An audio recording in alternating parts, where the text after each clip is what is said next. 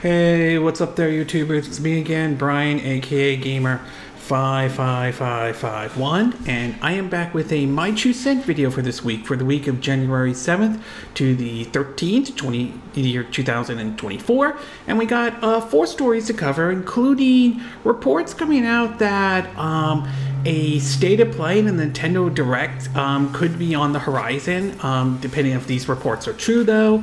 An interesting report coming out of Nintendo maybe working with more studios going forward, especially when it comes to their IP. Reports of layoffs unfortunately at Unity and all. And a very interesting rumor that dominated this week, including the possibility that Xbox could be bringing some of their games and possibly some of their back catalog of some of their games to be coming over to other systems and everything like that. And if you're interested in where I got the source of this information, links will be in the description of this video, assuming you're watching this on YouTube. But before we get started, I like to do what I like to call the quick My 2 Cent stories that kind of caught my attention, but I'm not going to go into a huge amount of details and everything like that. The first one is, and this has to do with, I believe, a AEW wrestler. Again, I'm not big on wrestling or anything like that, but this one is sort of caught my attention because this one it's basically this AEW championship thinks that the whole argument between Xbox and PlayStation, aka the console wars and everything like that, is ridiculous and everything like that. And honestly, it is ridiculous, okay? Look, each platform's going to have their strengths and weaknesses. Don't get me wrong about that. But yeah, I do think basically this whole argument between the two is absolutely dumb, at least. And I kind of agree with that argument, though.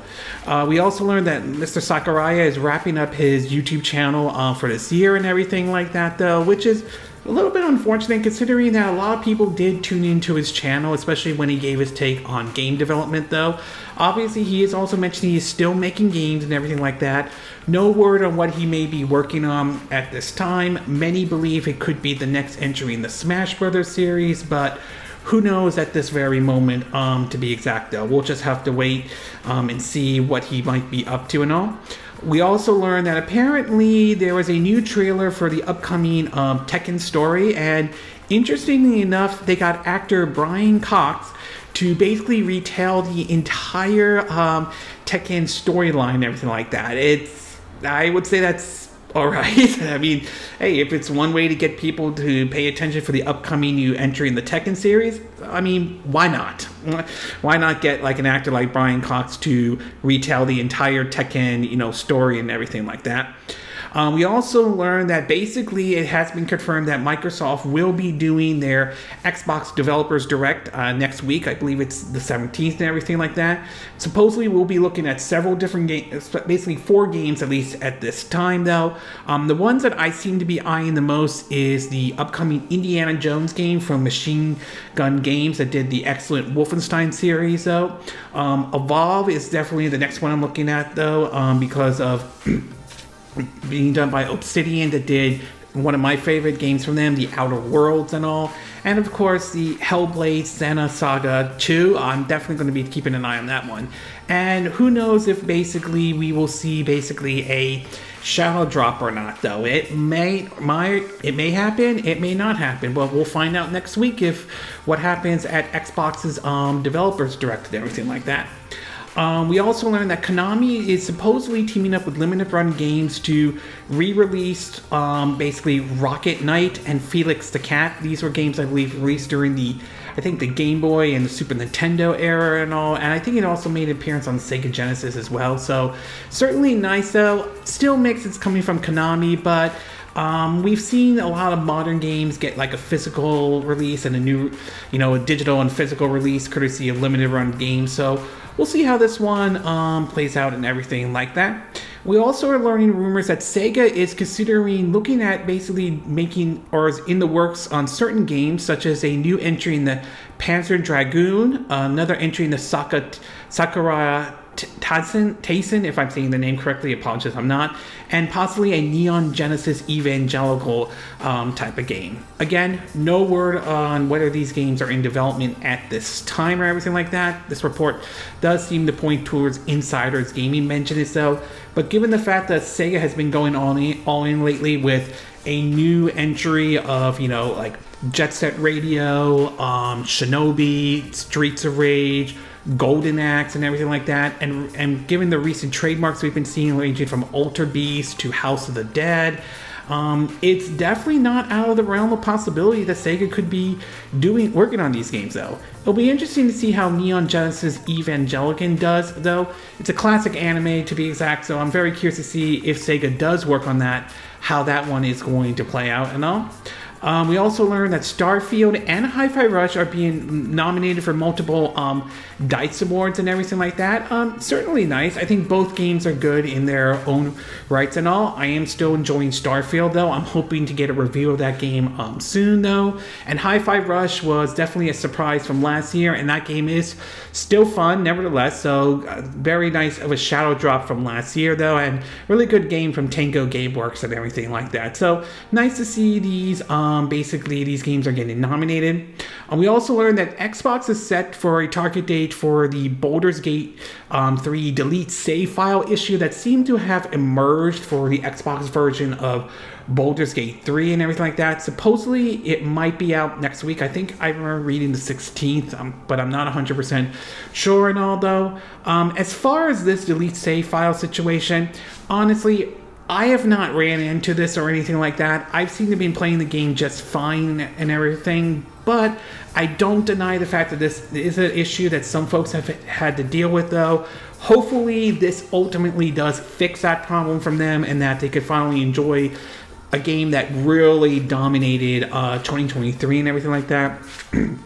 And last but not least though, we have learned that next week Golden Sun RPG both 1 and 2 will be coming to the Nintendo Switch, courtesy of the Nintendo Switch Online expansion pass though. It's certainly nice to see these two games make their way over to the Nintendo Switch, especially for a new generation of gamers and everything.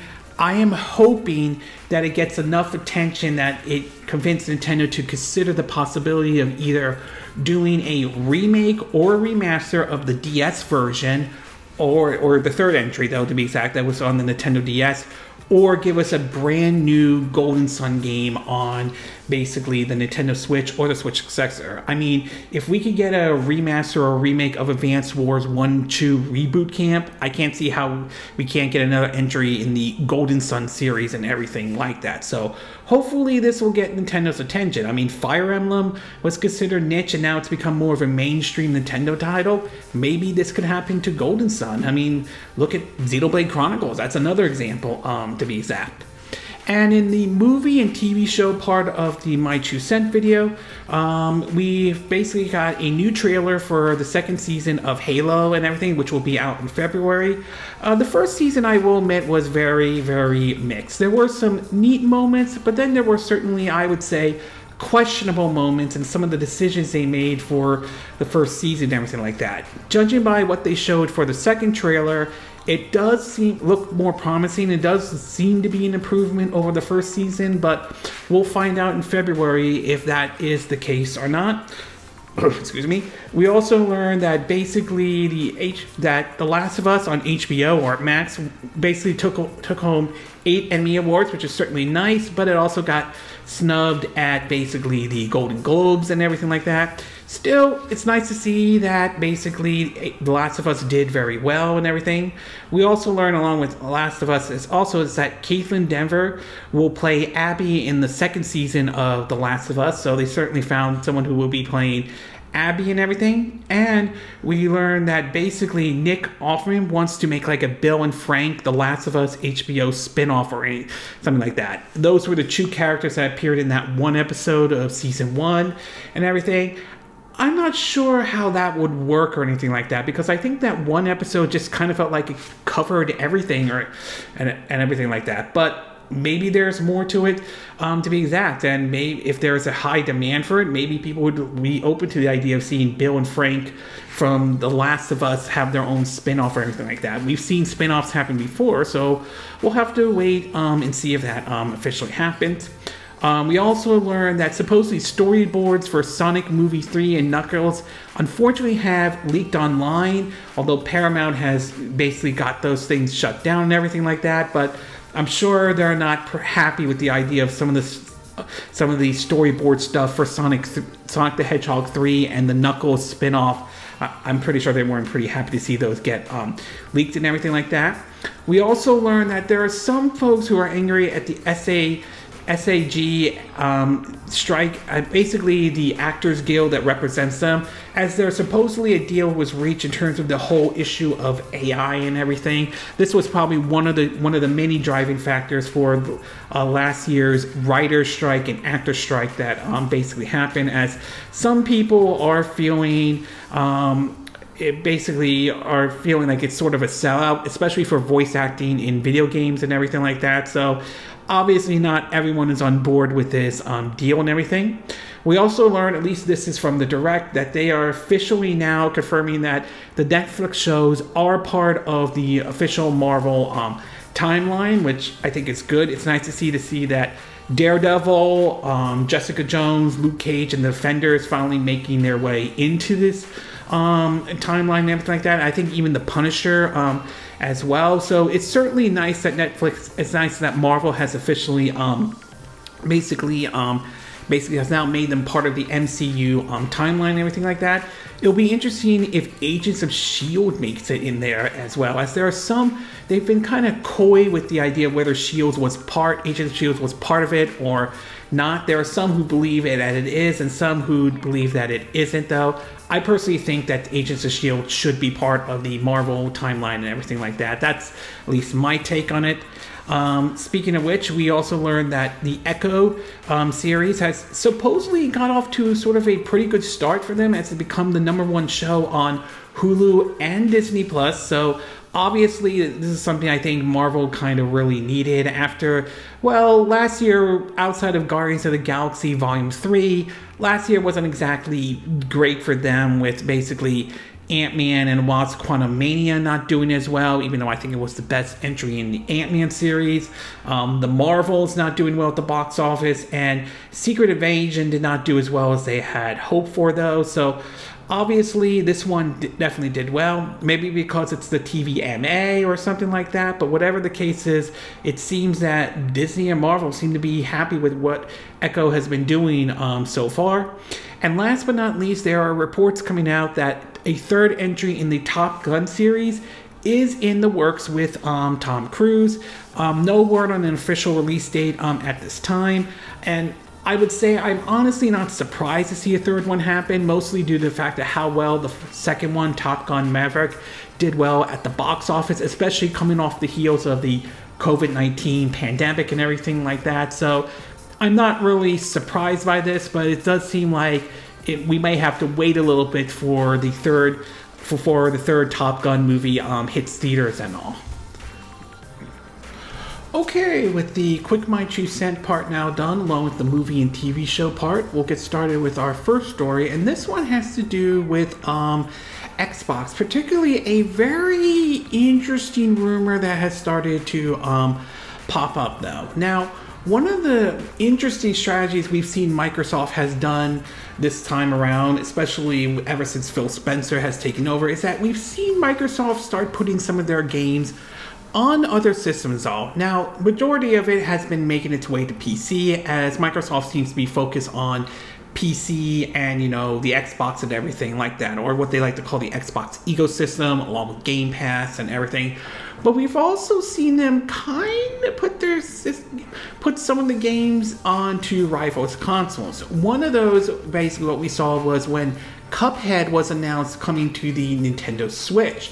This kind of surprised a lot of people when that basically happened, and it kind of opened the door to the possibility of, could Microsoft put other games of theirs onto other systems, particularly the Nintendo Switch. And we have seen them took some dabs at it, ranging from Minecraft to even Ori and the Will of the Wasp and Ori and the Blind Forest have also made their way over to the Nintendo Switch and all.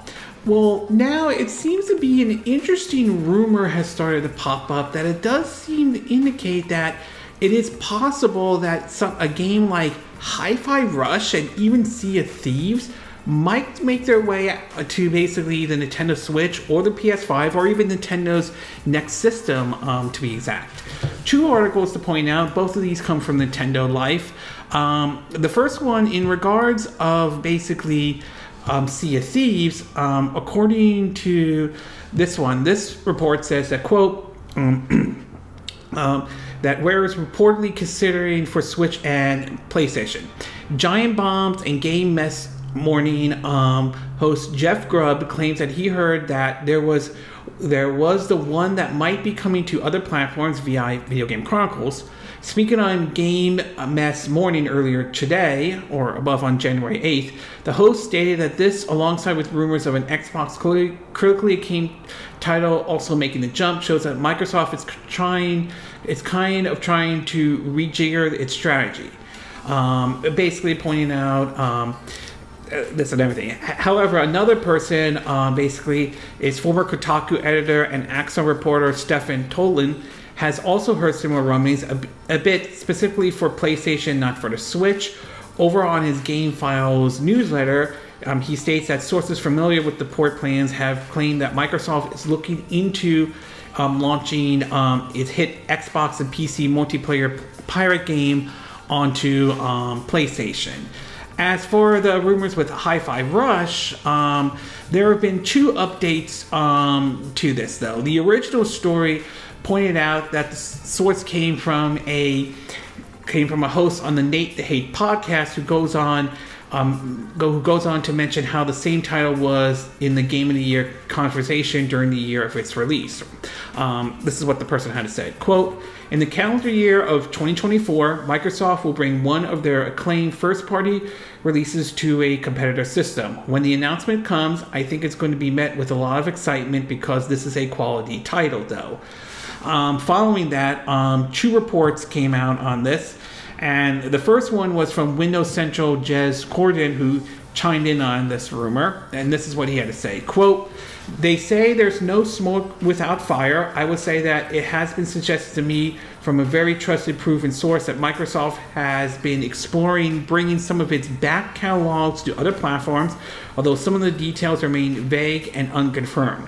Given the track record of this person, L-O-I, something like that, Nate and my own source on this, I think the rumors will probably be panned out into reality, but until things are fully confirmed, remember to take this stuff with a grain of salt. And then a second update that came out, though, basically points out that a Australian clarification board rating for Project 2022A has been discovered. It was rated M for mature on December 15, 2022. The application is ZeniMax Media, Shinji Mikami's reference, and there are multiple platforms listed. It points out that, quote, this project is a working title, final title to be announced or something, for a rhythm matching combat game in which the player claims character, a wannabe rock star, fight against a mega technology corporation to the rhythm of a rocking music playlist. The game does not feature online interactive. Many are pointing to this being Hi-Fi Rush. The other thing they point out is one other update comes from this source, who now supposedly is claiming the game like this would come to PlayStation rather than the Nintendo Switch. Now, it is worth pointing out, as I said, and what the articles have mentioned, that this should be taken with a grain of salt. There is no official announcement of any type whatsoever. These should be only considered rumors. And it is worth pointing out at the end of the day, no matter what, it is Microsoft's call to decide whether they want to do something like this or not.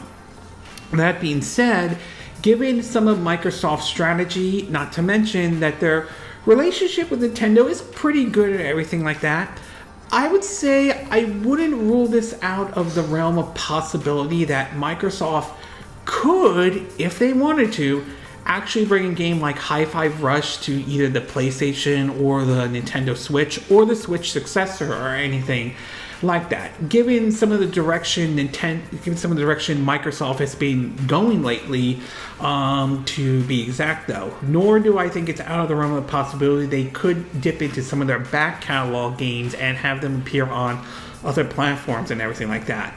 Obviously, I think the idea right now seems to be that Microsoft is more focused on Game Pass, games that, and not all that kind of stuff. So it's clear that that's some of their focus and everything like that. But given how we've been seeing some pretty odd things this generation, and such as, you know, Sony putting their games onto PC, Nintendo dipping their toes a little bit with mobile gaming, and Microsoft seeing some of their games appear on other platforms, I wouldn't say these rumors aren't exactly far-fetched. I think it's definitely not out of the realm of possibility, but at the end of the day, like I said, no matter what, it is Microsoft's call. They have to be the ones to decide whether they want to do something like this or not. I will say this, however, if something like Hi-Fi Rush or Sea of Thieves or even Pentiment, even if those games were to come to the Nintendo Switch or the Switch successor, whatever the case may be, I suspect most likely those will be announced at like a Nintendo Direct or Indie World Showcase. And the reason why I think that would happen if Microsoft were to bring these games over to Nintendo's platform is I look at Cuphead as one example, because this wasn't announced at a Microsoft event or a Microsoft showcase or anything like that, or an Xbox showcase. This was announced during Nintendo's Indie World Showcase and everything like that. So if, say, Hi-Fi Rush were to come to Nintendo's platform or Sony platform, it would probably be announced at their, you know, presentation, you know, aka the Nintendo Direct or Sony's State of Play or everything like that. So that's how I'm leaning towards if these rumors were true or anything. So overall, I would say, given the direction Microsoft has been going lately, it's not out of the realm of possibility that a game like Hi-Fi Rush or Pentiment or Sea of Thieves could make their way over to Sony's platform or Nintendo's platform. But at the end of the day, no matter what, it's ultimately Microsoft's call to decide if they want to do something like that or not. Okay, we're going to take a quick break, and when we get back, we'll get to part 2. And this one has to do with unfortunate news regarding Unity and the folks who work on the Unity engine and everything like that. So we'll take a quick break, and we will be right back.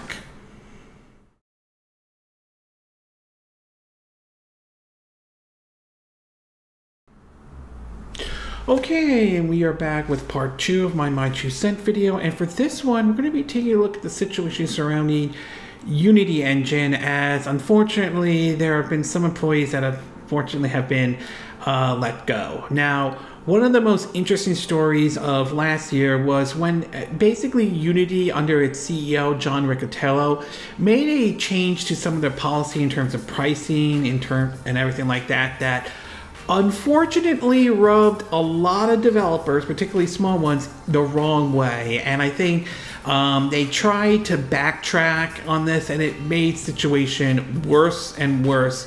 And so they had to really work hard to earn a lot of the developers' trust, as some were even considering ditching the engine because of this policy and everything like that. This led to John Riccitiello stepping down as CEO of the Unity engine and everything like that. But it didn't end basically there for Unity, as like most of the gaming industries, they were hit with major layoffs and everything like that. They were not the only ones that had a bad 2023. Embracer Group is another example and everything like that. But anyway, in an article in Video Game Chronicles, it basically points out that, quote, in a regulatory filing published on Monday, the game engine maker said its cuts were part of a company-wide reconstruction and refocus of its core business as it attempts to position itself for the long-term growth. The San Francisco headquarters firm said it's expected to complete the layoffs by the end of its current fiscal year in March, and that all areas and regions of its business will be affected.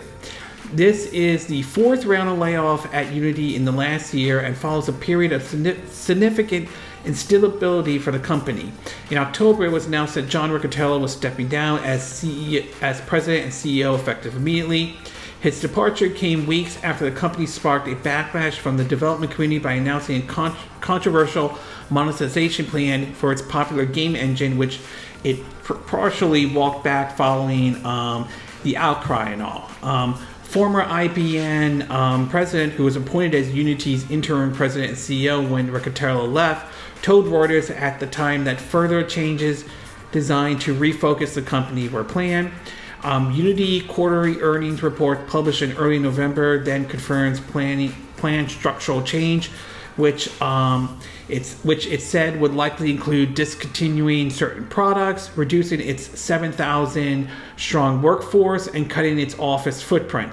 Last month, it confirmed plans to cut 265 jobs, or 3.8% of its global workforce, as part of the company's reset.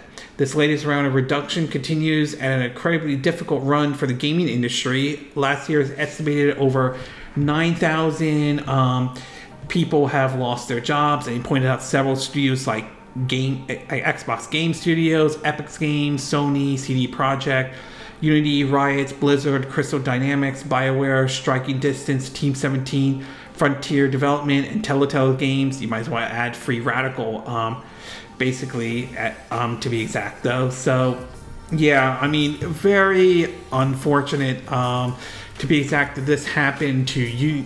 Excuse me, to a lot of the folks who were part of Unity and everything like that. And I do wonder, to a certain extent, had this controversy not happened and everything like that, would this layoff still happen, or would it have been much smaller than where it is right now, or could have not happened at all? So it's very unfortunate, to be exact. I can see why some people might blame the former CEO because of the decision that he made that caused the major backlash at Unity and everything. So I can see that, but there could be other factors as well. So yeah, very unfortunate for these employees, though. I hope they're able to get new jobs and everything like that. But yeah, the gaming industry was definitely hit with a lot of layoffs, despite a lot of high-profile titles that came out that some of them did actually very well and everything. So overall, very unfortunate that some of these employees have been affected by this, though. I do hope they're able to get back on their feet, and I do hope they're able to find another job and everything like that. Okay, we're going to take a quick break, and when we get back, we'll get to part 3. And this one has to do with basically reports coming out that Nintendo might be working with more studios on its IPs and everything. So we'll take a quick break, and we will be right back.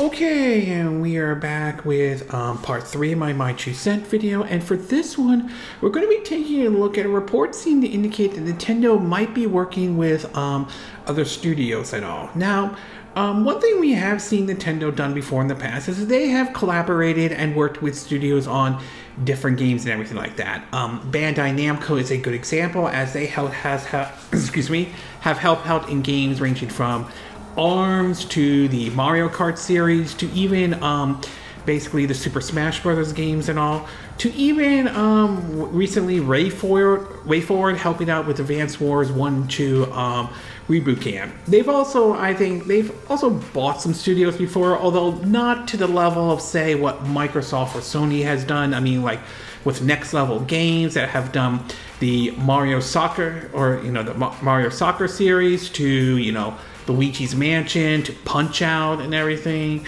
like that, to even Monolith Soft, which has helped out ranging from the Zelda games to even their own Xenoblade Chronicles series and everything like that. Well, now it does seem to indicate that Nintendo may be looking to work with other studios as well, again, maybe to work on some of their old IPs, to be exact. In a article, where did it go? Oops, hold on, let me get, may have, oops. Yeah, I apologize about that. I must have closed it out by mistake. But anyway, here we go. In a, There we go. Sorry about that. Anyway, in an article published on Video Game Chronicles, it reads that, quote, according to GameIndustry.biz journalist Chris Drains, who claims the company is looking to find new partners for its next console. Saying, quote, I also know that Nintendo's actively meeting with independent developers to find new partners, wrote Drains.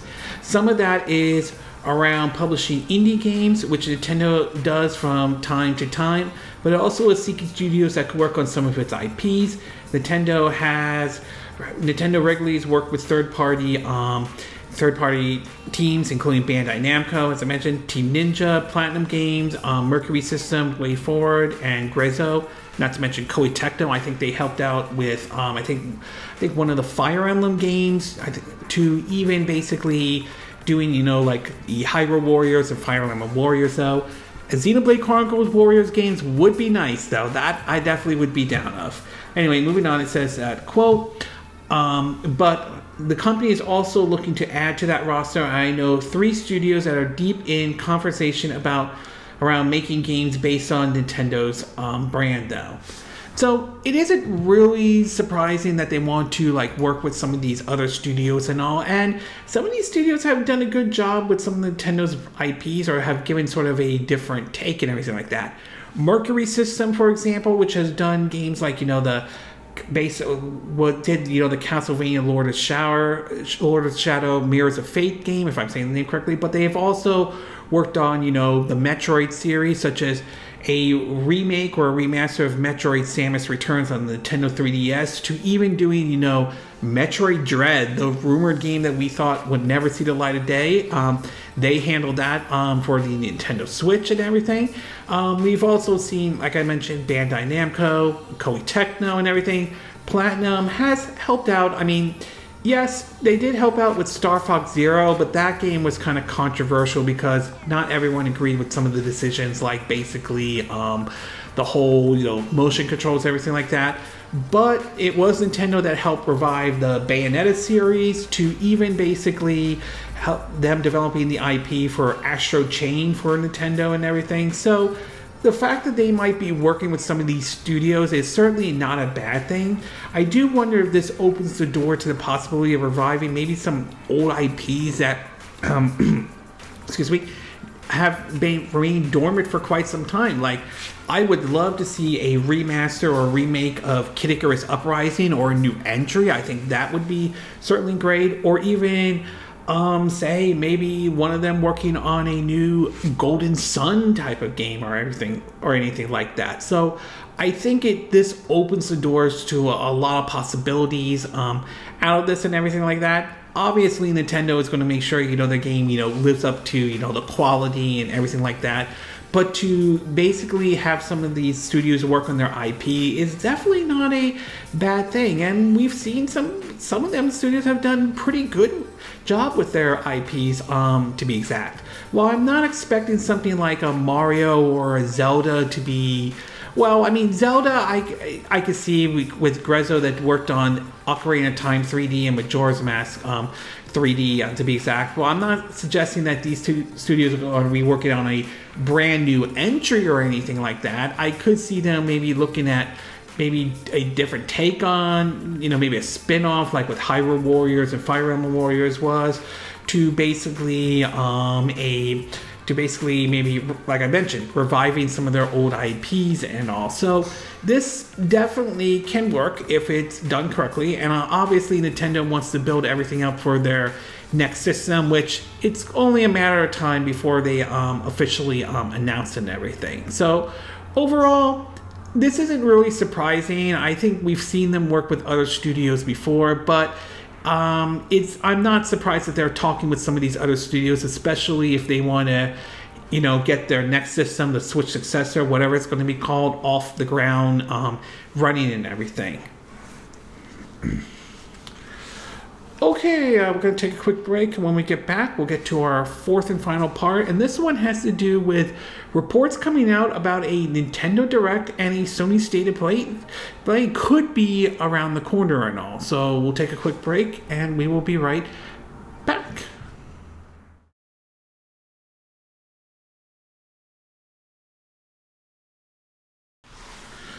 Okay, and we are back with our fourth and final part of our My 2 Cent video. And for this one, we're going to be taking a look at a interesting report coming out of the possibility that a State of Play and the Nintendo Direct could be up next and everything like that. Now, obviously, Microsoft will be kicking off their presentation or their Developers Direct in January and all, considering how I think the one last year did very well for them. So we're going to be very curious to see what they're going to show, what they're going to talk about, at least what we might expect for this year, although there might be more surprises and everything like that.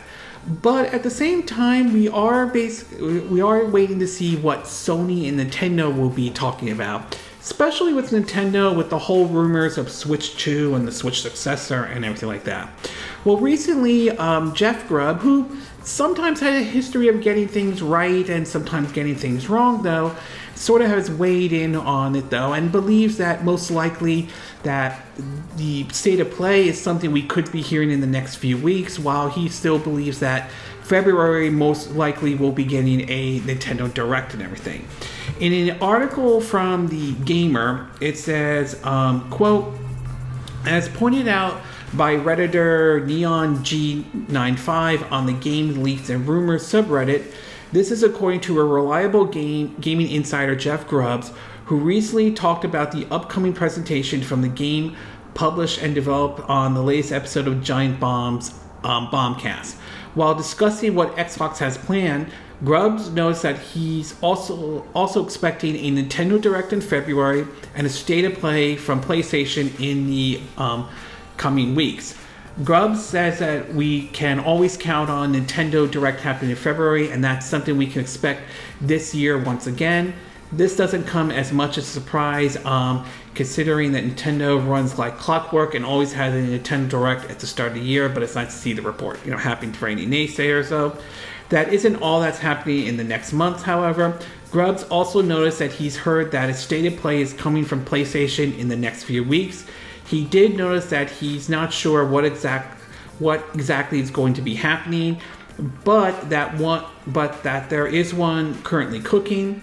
Again, this isn't too surprising considering PlayStation usually has one at the start of the year, but it should be a good chance to see what they might be showing. He says that, quote, he said, "That's being said, it's worth not getting your hopes up too much for whatever PlayStation ends up showing." Grubbs noticed as much during his discussion, saying that they feel like contractually obligated and that it could end up being disappointing for fans. Anyone who's watched a State of Play certainly knows this could be true, but let's hope this year early one can top 2023, which infamously gave us the first look at Suicide Squad Kill the Justice League, which, we all know how that one played out and everything like that. So, yeah, I do think that Jeff Grubbs could be onto something, and that normally we'll probably be seeing Sony and Nintendo do their own presentation. As for what they might show, we'll have to wait and see. My hope, at least with Sony's State of Play, I would like to see more about Stellar Blade and maybe a release date for that one, and Koei Tecmo's and Team Ninja's Rise of the Ronin. I definitely would like to see a release date for those games in particular as well. They might show off something with, Final Fantasy VII Rebirth and everything like that, but I'm hoping maybe some interesting games that they may announce for what they might be looking forward to this year and everything like that. As for Nintendo, this one's going to be kind of interesting for Nintendo if the Direct happens in February, which sounds like it does. And that usually is the elephant in the room, which is right now the Switch 2 or the Switch successor, though. I'm not 100% sure Nintendo will announce basically the Switch 2 or the Switch successor during their Direct in February. If that does happen, I mean, it is possible, but I suspect that they're more going to focus on talking about maybe updates for, like, Paper Mario, the Thousand Year Doors, to Princess Peach's Showtime, to maybe any other surprises or anything like that, though. They might drop a hint about their next system and everything like that. I mean, there's always the possibility they could talk about it during the February Direct, but I just feel like that may not happen or anything like that, especially if rumors, at least from this Game Shark or whatever, has been going around claiming that they think the Switch will come out in September 2024, which a lot of people are believing the system will probably come out during the holiday 2024 in January, everything like that. So I think it's possible Nintendo could talk about their next system in February, but I'm not holding my breath. I'm going to go in with keeping my expectations in check. I would like for them to officially announce it, but I suspect that one will get its own presentation or at a later date or something like that. So overall, I would say I don't think Jeff Grubbs is completely wrong on this. I do think we will see a State of Play and a Nintendo Direct. I do think with the Nintendo Direct, as I mentioned, the elephant in the room is the Switch 2 and the Switch successor. And while it is, like I said, while it is possible they could announce the Switch successor at the February Direct if it happens, I'm leaning towards it's unlikely to happen, but I could be wrong though. So I'm not ruling out the possibility that this could happen. Okay, this concludes this my 2 cent video for this week. And again, these are my opinion. What are yours? What are your thoughts about the possibility of games like Hi-Fi Rush or Sea of Thieves coming to other systems outside the Xbox and the PC, or maybe the possibility of some of their older games making their way onto other systems? Do you think this is a good idea for Microsoft? Do you think this is a smart move? Do you don't think this is a smart move at all? Do you think a game like Hi-Fi Rush could make its way onto the Switch or the Switch successor? Do you think it will be making its way over to the PS5 at all? What about Sea of Thieves? Do you think that could make its way over to the Switch or the Switch successor or the PS5 or both, to be exact? What are your thoughts about this layoff going on with Unity over, especially what happened with the whole situation last year? Do you think this is because of what happened last year and the piss poor decision that they made at Unity though? Or do you think this is part of an unfortunate trend we've been seeing in the gaming industry, especially after last year where a lot of people unfortunately are losing their jobs and everything? What are your thoughts about this report that Nintendo may be talking to other developers about if they are interested in reviving some of their old IPs? Do you think this is a smart decision on Nintendo's part though? Do you think this is a good idea? And what IPs do you think they should consider looking at reviving if they decide to go through with this? Do you think something like Golden Sun, Kid Icarus, Star Tropic, to be exact? And what are your thoughts about what Jeff Grubbs said in regards of this State of Play and a Nintendo Direct? Do you think we'll be seeing a State of Play in the next few weeks? Do you think that we'll see a Nintendo Direct in February? What would you like to see announced during the Sony State of Play or Nintendo Direct? And do you think it's possible Nintendo could announce the Switch 2 or the Switch successor at the rumored February Direct, or do you think that's not going to happen at all? Do you agree with what I said in this video? Do you disagree? Do you have a difference of opinion? As always, sound off on the comment section below. Let me know what you think. And if you do like this video, I hope you hit the like button. I would appreciate it. And I hope you do subscribe to my YouTube channel. If you do, make sure you hit the bell icon for notifications of any new videos I put up. Also, feel free to share this video if you want to, and feel free to donate to my channel if you like. You could do it through PayPal Me, Patreon, or Steam Lamps. Links will be in the description of this video, assuming you're watching this on YouTube. And I will see you again next time when I do another video. Hopefully that'll be soon. Until then, from Southern California, I wish you all a good day then. Bye!